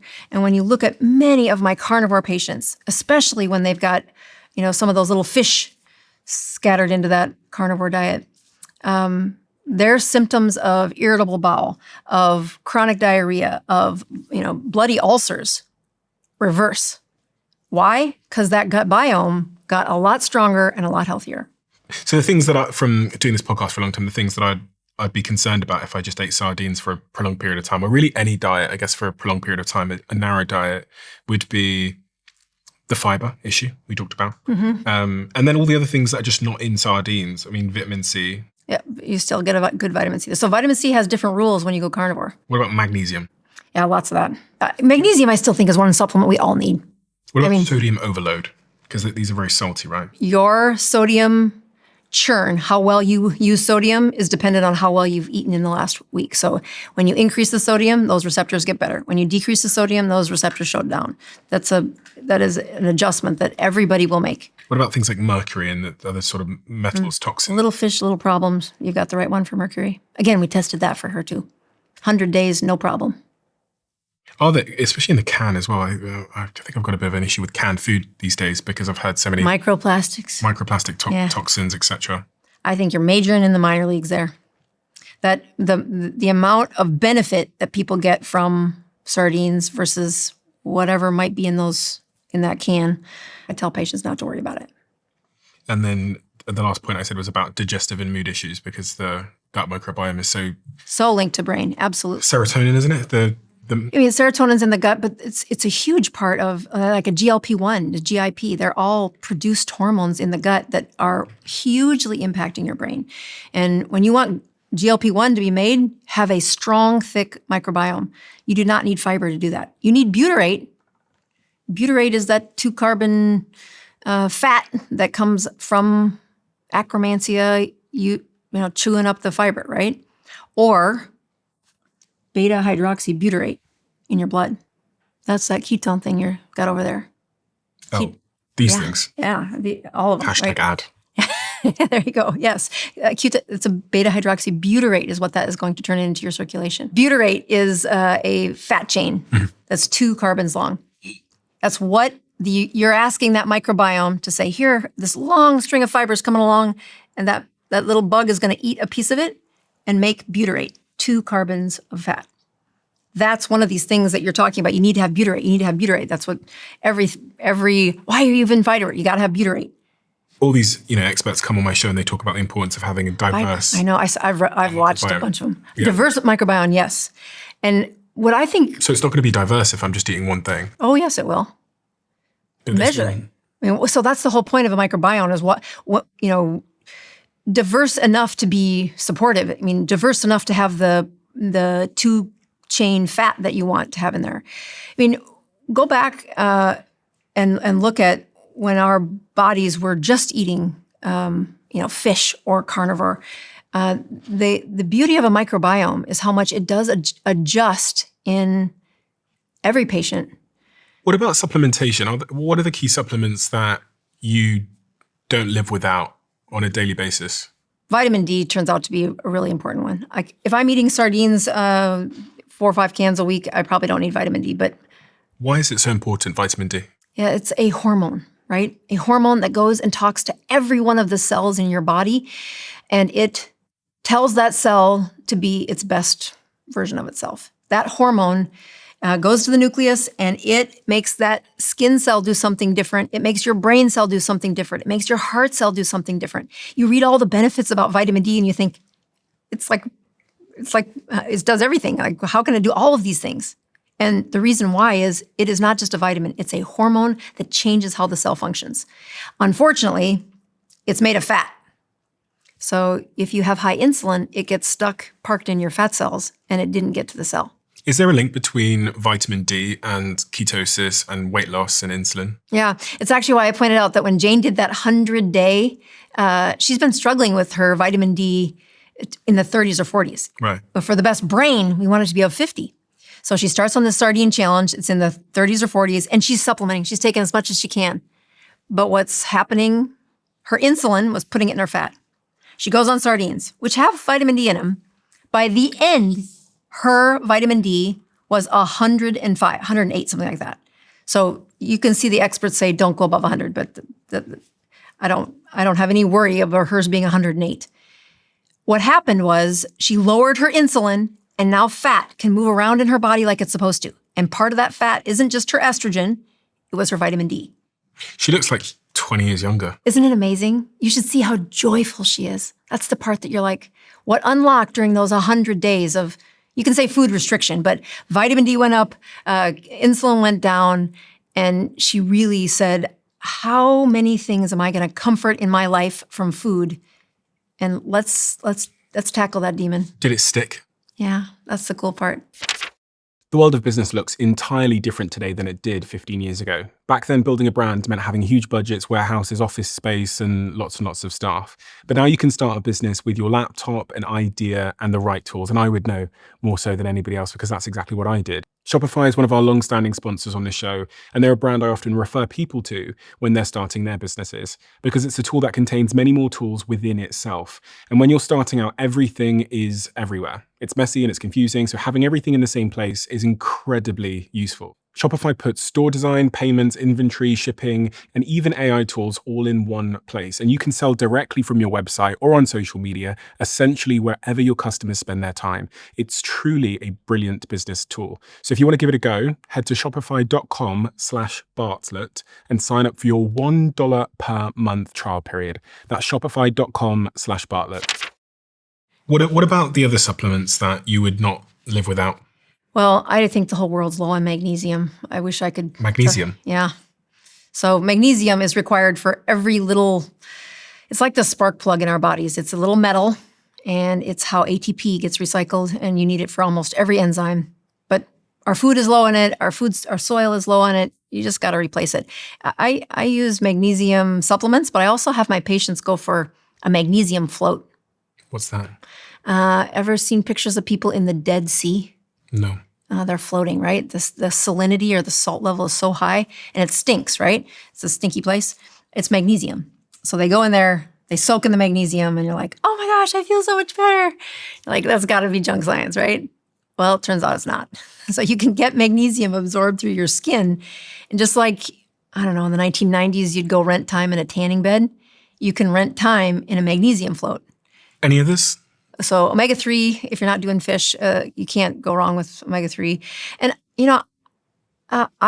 Stephen, I really push my patients to have ketones around. When you say ketones, you mean external? Exogenous ketones, yeah. So the word exogenous means external, externally consumed. And there's some on the table here. I'm an investor in this company, actually, so that's probably worth saying. Ketone IQ. Right. You've got some other ones here, which are, what's this? This like a... That's ketone salts. So this one is just beta-hydroxybutyric acid. My husband is deathly allergic to stevia, so I said, I'll make this one for you, honey. It's just liquid ketones. Okay. No sweeteners, no fillers, nothing. And is there a difference between taking external ketones through a drink or through the salts or whatever else versus actually being in the ketogenic state because of your diet? When you make it, it is much more abundant. But when you do what people do, they fall off the wagon, or they're very insulin resistant, so their body is trying to catch up to equilibrate.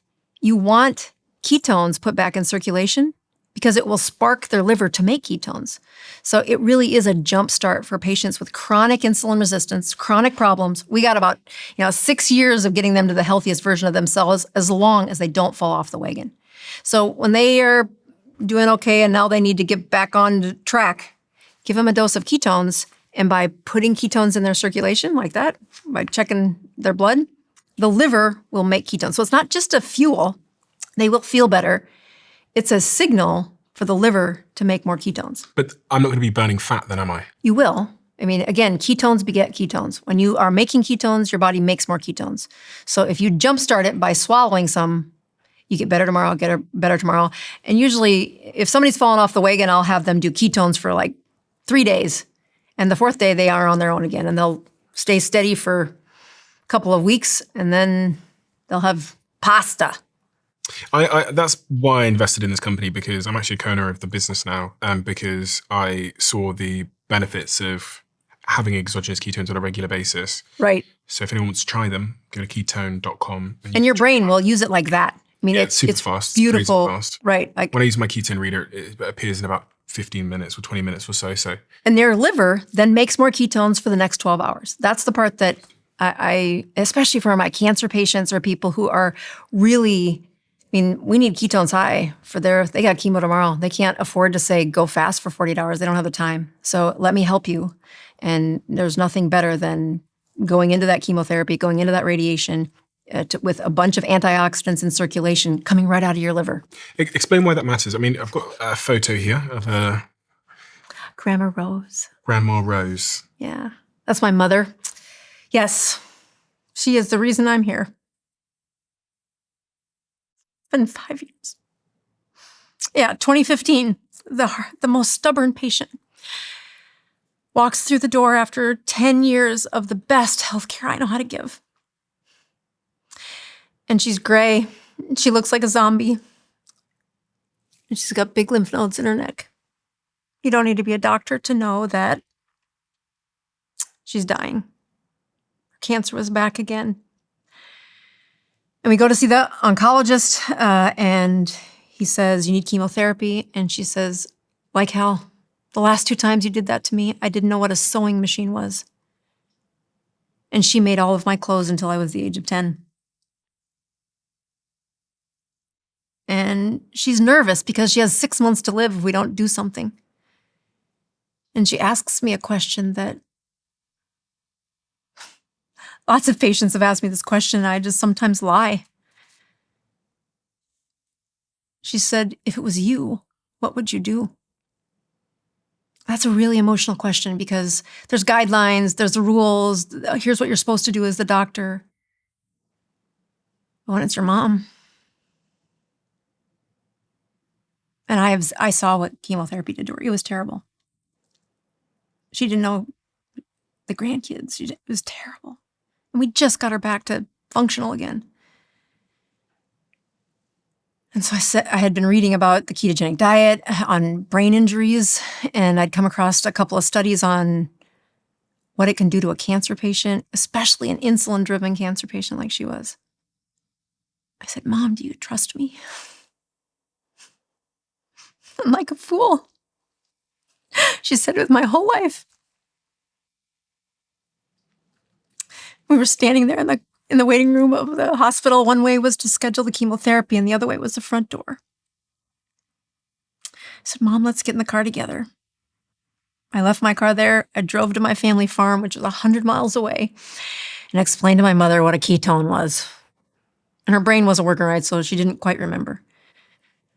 And we went to the house, we threw out every carbohydrate, and man, at 6 weeks, with chemotherapy, her numbers were supposed to drop by 30% of her cancer. We didn't tell the doctor, we just put her on a ketogenic diet and said, we'll come back in 6 weeks. And so she's walking through the door of the hospital, it's 6 weeks from there, and it is like God has, just the Holy Spirit is rising out of her. She looks amazing. So we go to get her blood drawn. We're sitting in the waiting room for the cancer doctor. And he's my friend. He's known me for 10 years. So I'm scared to tell him what we're about to do. And so we're sitting in there waiting, and they come and draw our blood again, which either means it's really good or it's really bad. And so I get really nervous at the end. We've been in that room for about an hour. And I said, Mom, if he asks you what you're doing, just shut up because I don't know what to tell him. And he walks in and he slides the piece of paper over to me and says, how did you get her numbers to drop by 70%? There's no drug on the market that would do that. When you say numbers? Her cancer numbers. So the chemo would have dropped it by 30%, and the ketogenic diet dropped it by 70% in 6 weeks. And she went from a 70-year-old that looked 100 to a 75-year-old who looked 40. How did your mother get on from that point onwards? Yeah, she lived her best life. I mean, I talk about her being from this little town of 800 people. She was Mary Poppins. I mean, like, you don't have a ladies' aid unless you're a part of the ladies' aid in the little small town. You don't have a Sunday school teacher unless you're doing the Sunday school. She was in every aspect of this little town. And she went back to doing all of it. And the pandemic hit, and there's a thrift store that she would volunteer at because, well, it's just a good place to put your time. And the community needs it. And while she was at the thrift store, she got COVID. And her cancer was of the T cells, which means it's going to Be the first line of defense against COVID. And her T cells failed. Some of the science behind this talks about how cancer cells often rely heavily on glucose for energy, a phenomenon known as the Warburg effect. The keto diet drastically reduces carbohydrate intake, forcing the body to produce ketones for fuel instead of glucose. Healthy cells can use ketones efficiently. Many cancer cells cannot. So in theory, keto could starve tumors while supporting normal tissue. And they've done some animal studies that show it can slow tumor growth in some cancers, especially brain cancers like glioblastoma, yep. Enhance response to radiation or chemotherapy in certain models and reduce inflammation and oxidative stress, creating a less cancer-friendly environment. However, results are mixed. It may also benefit muscle mass and weight stability in patients losing muscle from treatment, may improve energy levels and mental clarity for some people, and could reduce insulin and IGF-1 levels, hormones linked to cancer growth, may improve quality of life when used alongside standard treatments like chemotherapy. There's also a list of potential risks, which I'll throw up on the screen. And I guess the summary here is keto may help by lowering glucose and insulin, reducing inflammation and supporting metabolism, but it can be risky if it leads to malnutrition, fatigue, or worsen treatment tolerance. When patients, I get a lot of people calling in saying, is it going to help my cancer? Is it going to help my cancer? And Stephen, I go back to the same thing. The amount of trash that you've not been taking out, we have to start. And when you put them in a ketogenic state, I mean, it really helped her cancer. It really did that Warburg effect. She was a new human within 3 weeks. But she had a lot of trash to take out. This was 1.5 years before she got to be the best version of herself. And it really did return and restore her to health. When I look at patients now who say, you know, am I going to reverse my cancer with a ketogenic diet? I'm like, no, but you are going to deal with it a lot better. I guess that's really what it comes down to. It's like creating a better environment so that if disease does arrive, obviously there is with a lot of diseases, there is a causal element where the way we eat and our lifestyle does create the disease. Right. But also when that disease arrives, what environment is your body in to deal with it, Amen. to manage it? And I think a lot about this, I think in part because of the pandemic, where for the first time in my fairly young life, I saw that your current physiological environment, so the current state of your body was the single biggest predictor of your outcomes. Amen. Oh, it was terrible. So I was 30 years old and it was like, well, if you're currently overweight, your chance of dying from COVID is really, really high.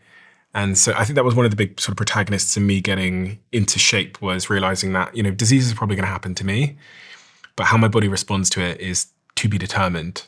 And I look at how much, when you're asking an elder person to lose weight, and you just read something really important there, which is when those ketones are in circulation, it is a signaling agent to make more ketones, but it also signals the body to say, don't use muscle mass as a resource, go for the fat. So you can see this protective, you take people through chemotherapy and they have, they shed way too many pounds, right? You put them in a ketogenic state and their muscle mass gets higher preserved, their brain function, their ability to handle this, one of life's most enormous fears is death. And that mood stability and muscle mass protection, because they've got ketones in circulation, boy, that's the gift that they need right now in high numbers. What is, I've heard you talk about methylene blue for brain health. Ever done that? No. Oh my goodness. What is it? Well, it's old as dirt, so nobody's making money on it. But it is a dye, and so if you swallow it, you'll pee blue. But it's also a bridge for how to help mitochondria move fuel along.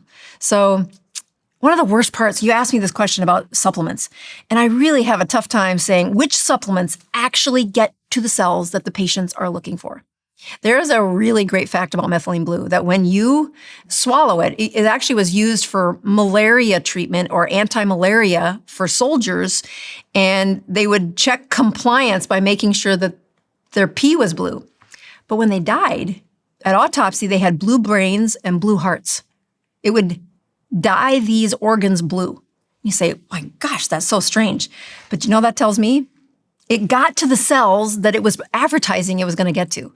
So you look at methylene blue, it's supposed to supercharge your brain. And I'm like, yeah, I've heard this before. So I read about it and I'm like, wow, there's a lot of literature on this.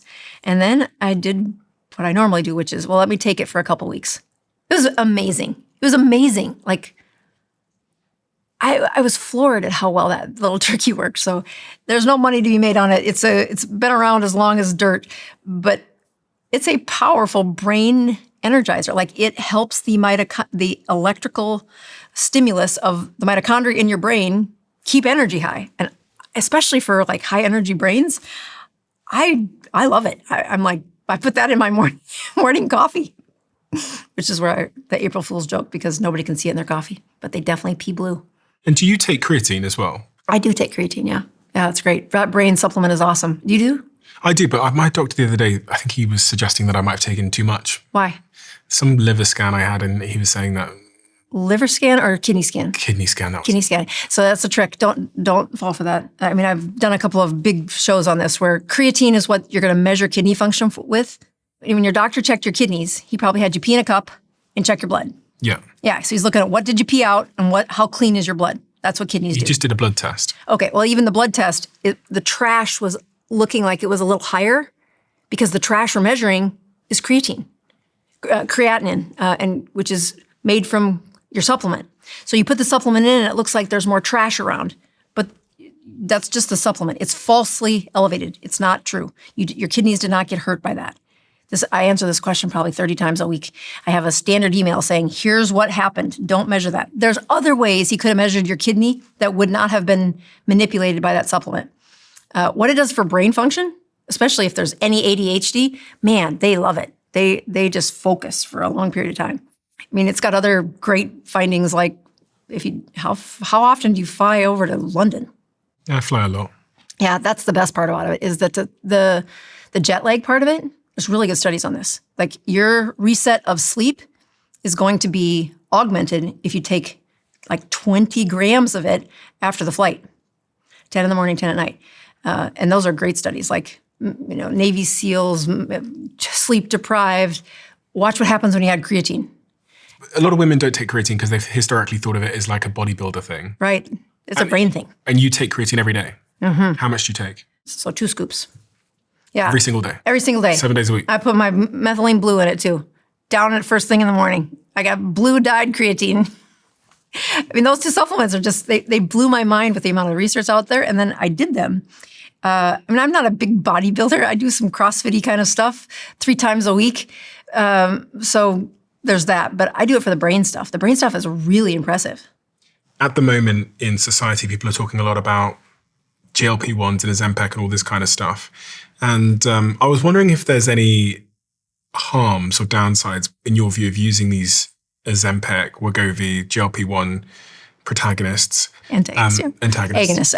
Agonists. And if there's a natural version for those of us that are looking to have less cravings, but we don't want to take GLP-1s. We don't want to be injecting ourselves. Yeah, so those hormones are powerful. I mean, if you think that weight loss isn't a hormonal problem, show up at a medical clinic. That they are powerful hormones that hijack people into a healthier or at least a weight loss stage. But when you're looking at using this powerful hormone, okay, and use it for a short time, use it for a long time, what are the rules? These are brand new.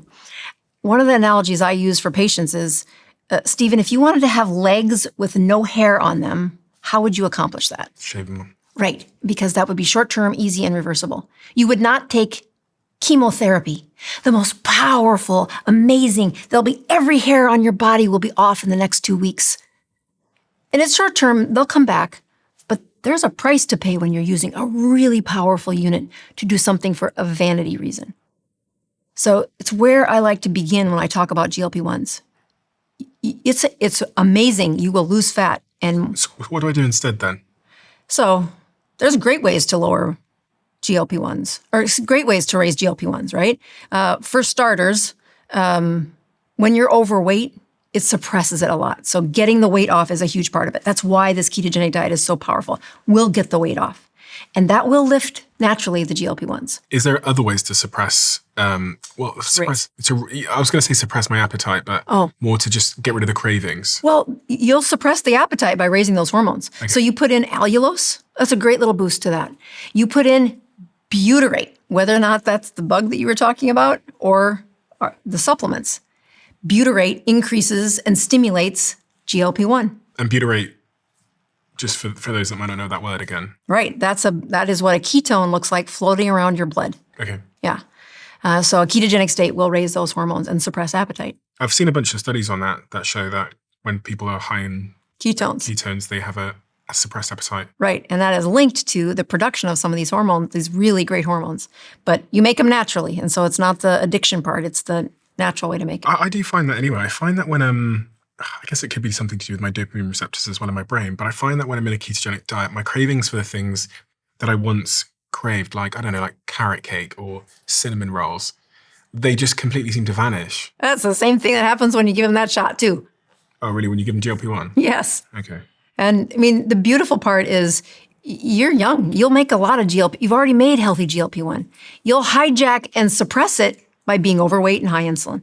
So constantly delivering ketones to your blood, that's how you keep it high. And you don't end up on the shot, which is expensive and very powerful. I always think, when we give people advice on things like weight loss, there's always a part missing, which is this part about like discipline and motivation or whatever one might call it, which is gives somebody the sort of activation energy to even stick to it. Do you think about this much in your patients? Do you think about motivation? It's huge. I mean, again, most people show up because there's been a recent crisis. Somebody died, they had a diagnosis, something broke, they didn't repair well. All of that is true. And I can get them motivated for a little while.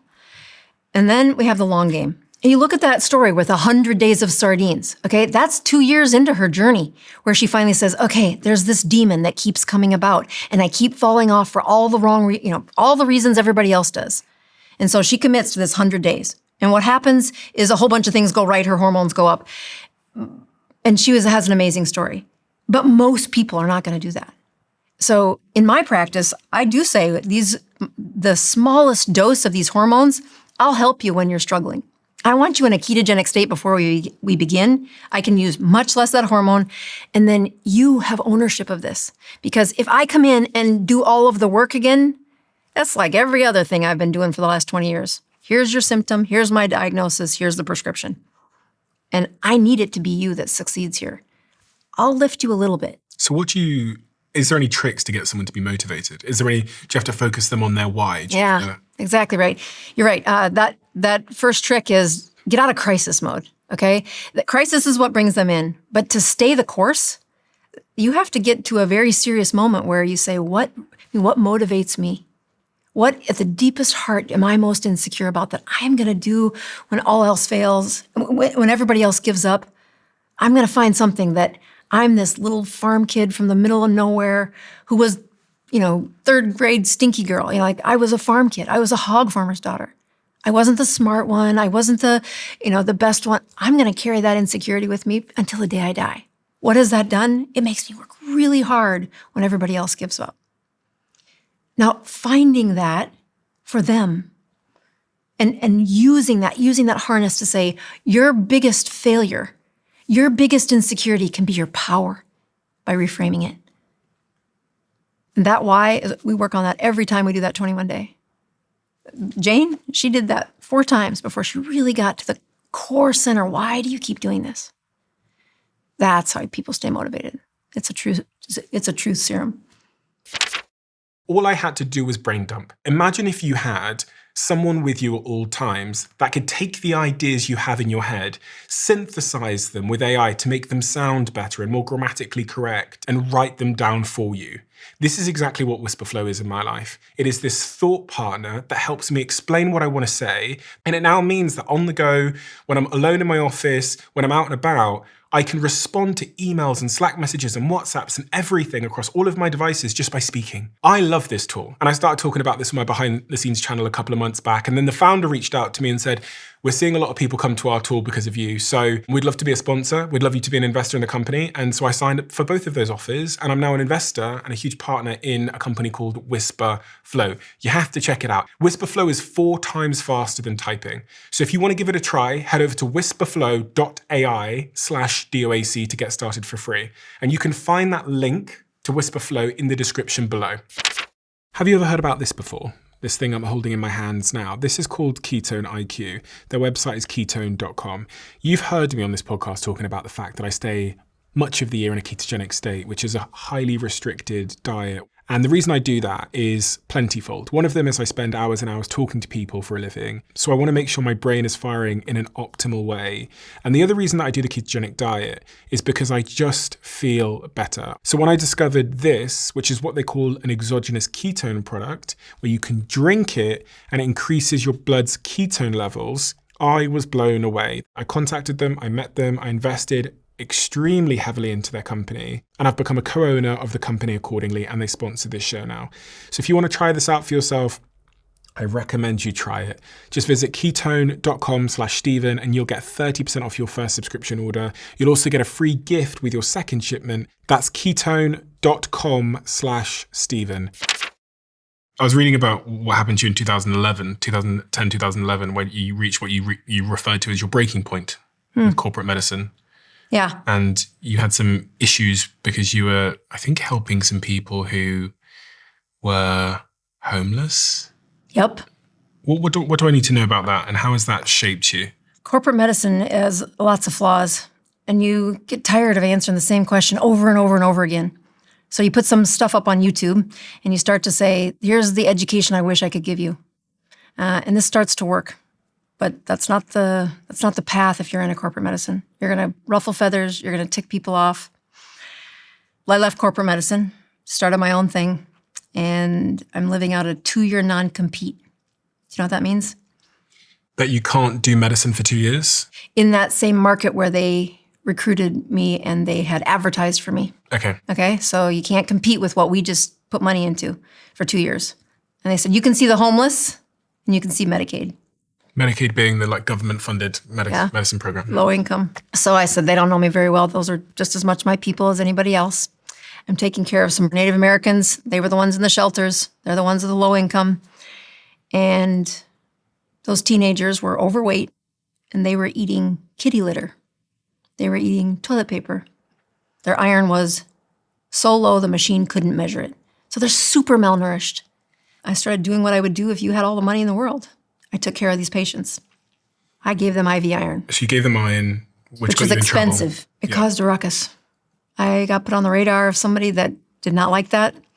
So this is a budget. The whole state gets a budget for how much you're going to spend on each patient. Yeah. I mean, by expensive, it was like $350 per person. That's not that expensive. Mm-hmm. But it was, and nobody else was doing it. And I got a sticky note inside an envelope from the state capitol. Stop doing Cadillac medicine. Yeah. So you were sued eventually? Oh, they call it Medicaid fraud. Okay. They thought I was wasting Medicare's numbers because I was giving IV iron. And I said, no, I didn't bill for it. I paid for it.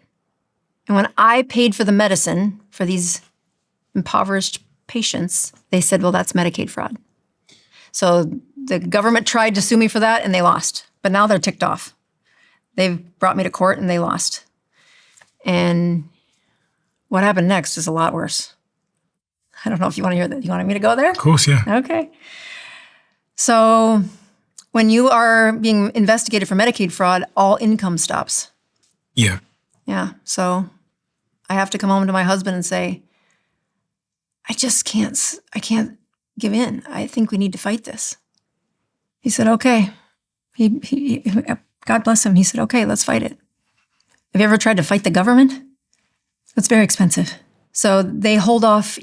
When you're under a Medicaid and fraud investigation, you get no paychecks. So we have no paychecks to pay payroll, to pay house payments, to do anything for about 9.5 months. Actually, it lasted longer than that. During that time, we started doing things like we sold the lake cabin. We sold the boats. We sold the extra car. We sold our own house. We moved into a donated RV. You moved into a car? An RV, yep.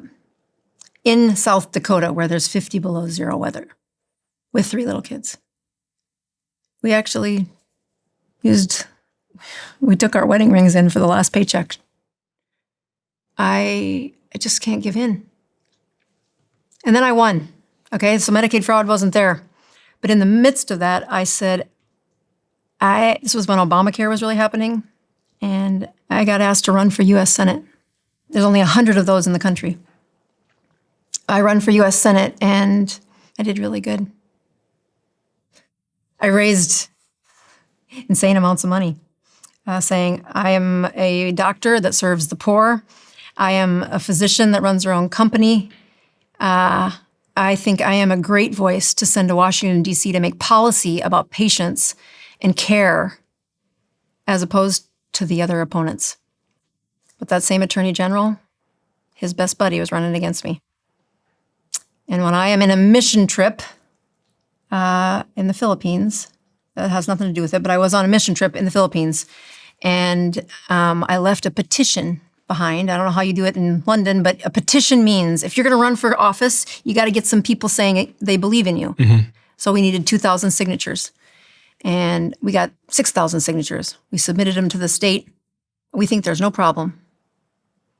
But then the quarterly earnings come back for a campaign raising, and my opponent had about 70 donors at about $10,000 a pop, and had something like $740,000. I put my earnings in, and they were $780,000. So I outraised him. You have to report to the government whenever somebody gives you more than $200. So his donors are right there on the list. My list is empty because the average size of the donation was $45, and they know they can't win with that. I have a grassroots behind me, and that's when the black cars started showing up in my life. It sounds like I've got a tinfoil hat, but it was real. The black what? The state card started to show up outside my house. They started to say, find something on her. And I am the first person in the history of the United States of America to be investigated for not witnessing a signature on those petitions. Okay, so there was these petitions, you had to get 2,000 of them signed, and you had to witness them. So you had to be there when they were signed by people. Well, that's what it says. And you're right. It says, I bear witness. So as I left them in my clinic, my staff signed it. The preachers in my clinic signed it. And those signatures were collected while I was in the Philippines. And so you signed to witness them when you were back from the Philippines? Right. So I didn't witness them. I just vouched that that's my sister, that's the preacher. I know who these people are. And so they charged you they realized that you were in the Philippines at the time, so you couldn't have witnessed them based on the dates or something. Yep. And then they arrested you? 12 felonies. They gave you 12 felonies? And 24 years in prison. That's what they charged you for, or that's what? They charged me with 12 felonies, 6 counts for each of the 6 petitions. So there's 12 felonies. There's 6 mistakes, but each mistake counts for 2 felonies.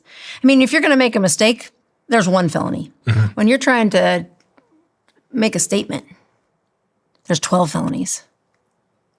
And you're the first one in the history of the United States of America to ever have this charge, let alone brought to trial, and then found guilty. The trial didn't happen in my state, my town. It happened in the state capital, where everybody knew that attorney general, everybody knew the opponent. So they tried to get you to serve 24 years in prison? Yeah, they sentenced me to 24 years in prison. They sentenced you to? Yeah. My kids are sitting behind me. You are guilty of 12 felonies and 24 years in prison. And then he says, but this stack of papers in front of me might be the biggest. He'd been a judge for 20-some years. And I had patients who had written in saying, this is the best doctor I've ever seen.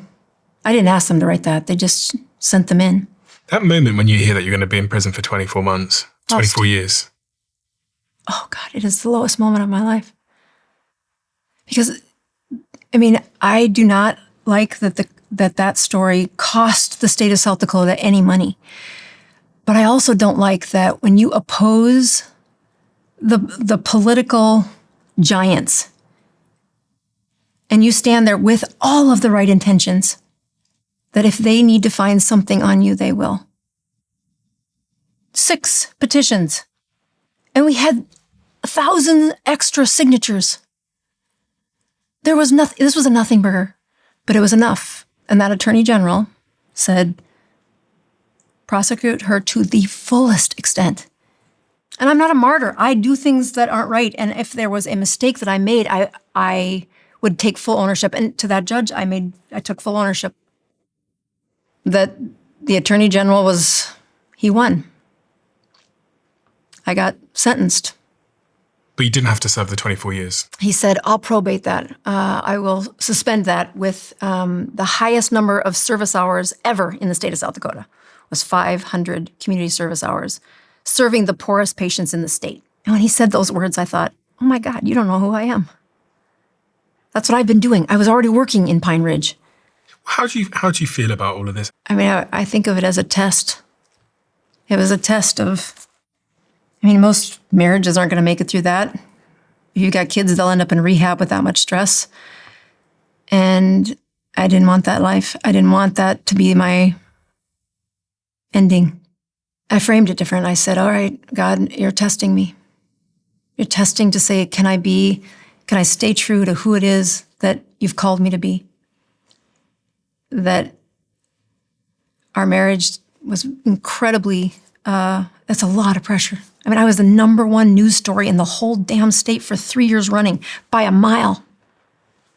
I can't go anywhere without, that's her, that's her. My parents were ashamed. My kids would say, this is the woman that takes me to Haiti. She is Mother frickin' Teresa. And now she's on the front page of a newspaper as a 12-time felon. And your teachers at school say, I read about your mom in the newspaper. It should have crushed me. But it didn't. It did not. When did your life begin to turn upwards from that point onwards? When was the moment where things were? Well, the first thing is we appealed that to the Supreme Court. Yeah. That's where the big legal bills come from. Like when you're fighting an attorney general, that's where. And the Supreme Court said that attorney general abused his power for at least 6 of them. And then that judge said, I'll erase all these because of the work you've done. So the 12 felonies went away. All of them? All of them. I think on the edge of that story, I work to resurrect people's health back to a place where they get their best life. And yes, ketones are a really big part of that. But as you look at the relationships you've got around your life, take the core ones and nurture them to a place where your best life comes out of those relationships. Find the purpose that you've been designed for and take those relationships with you as you seek that. I know that's what happened to me. I cared about the ones on the inner circle, and I had a one track of this is what I'm designed to do. We have a closing tradition where the last guest leaves a question for the next, and the question left for you is, do you have a daily practice to find deep inner peace when you are emotionally triggered? And if so, please share it with the audience. Yeah, I have a devotion that I do every morning that centers me, keeps me in line with my faith. And it's not that you do it on the bad days. It's that you've got the foundation for doing it on the good days. And there are generations. A daily devotion, like Upper Room is a spiritual devotion for my church. What does that look like? Is it a prayer? Or? Yeah, it's a prayer. And how does that sound? What is? Yeah, it's usually a scripture, and then it's a prayer that has been paired with that scripture. And again, it's easy to not do it routinely, but when you practice it on the good days, it's what lifts you on those really tough days. And sometimes you forget, you're not the first person to run through these problems. But there are thousands of generations that have taught you how to do life and get through those hard places. And I'm going to use their rules. I'm going to follow what that scripture says and lead for my best life. Dr. Boz, thank you. Very good. We are done. I really appreciate so much about you. I appreciate your personality. Well, it's incredibly engaging. But I also just, I appreciate that you've taken the time to make so much content over on your YouTube channel, which I'm going to link on screen and below now, to sort of demystify and break down some of these really complicated subjects that people struggle with. And they're looking for someone who they can trust, who has a bit of personality, who can communicate some of these very complicated things to them. And on your channel, you talk about everything from the ketogenic diet to many of the things we talked about today, to the creatine stuff, to cancer more broadly, this idea of autophagy and fasting, and lots of other things. I mean, everything we've talked about today and much, much, much more. So I highly recommend people go and check your channel out if they would like to learn more. It will be linked below. And you've written some wonderful books. Some of them that we've referenced. We've got the KetoCONTINUUM, which I'm going to link below as well. This wonderful book called Any Way You Can, A Beginner's Guide to Ketones for Life, which talks a lot about Rose and has some wonderful photos of Rose in that book. And we have the KetoCONTINUUM workbook, which is a much more practical. It goes hand in hand with the other one. And it's what I give my patients in the clinic is they got to go through that workbook. I think a lot of people are looking for exactly that. They're looking for something that they can follow step by step, which gives them a framework for progress. And I guess in a way holds them accountable, which is exactly what the workbook does. Thank you so much. You're helping millions of people. You've had a fucking rough ride. If you've been out, like 12 felonies and 24 years in prison for something as little as what you did, I think is bizarre, quite frankly. But, it's a story of inspiration that it didn't hold you back, and you've risen like a phoenix and created so much incredible work, therefore, that's benefited so many. So please do keep going. God bless you. Thanks for having me here. I'm really excited to be on your show. Thank you so much, Dr. Boz. This is something that I've made for you. I realize that the Diary of a CEO audience are strivers, whether it's in business or health. We all have big goals that we want to accomplish. And one of the things I've learned is that when you aim at the big, big, big goal, it can feel incredibly psychologically uncomfortable because it's kind of like being stood at the foot of Mount Everest and looking upwards. The way to accomplish your goals is by breaking them down into tiny, small steps. And we call this in our team the 1%. And actually, this philosophy is highly responsible for much of our success here. So what we've done so that you at home can accomplish any big goal that you have is we've made these 1% diaries, and we released these last year and they all sold out. So I asked my team over and over again to bring the diaries back, but also to introduce some new colors and to make some minor tweaks to the diary. So now we have a better range for you. So if you have a big goal in mind and you need a framework and a process and some motivation, then I highly recommend you get one of these diaries before they all sell out once again. And you can get yours now at thediary.com, where you can get 20% off our Black Friday bundle. And if you want the link is in the description below.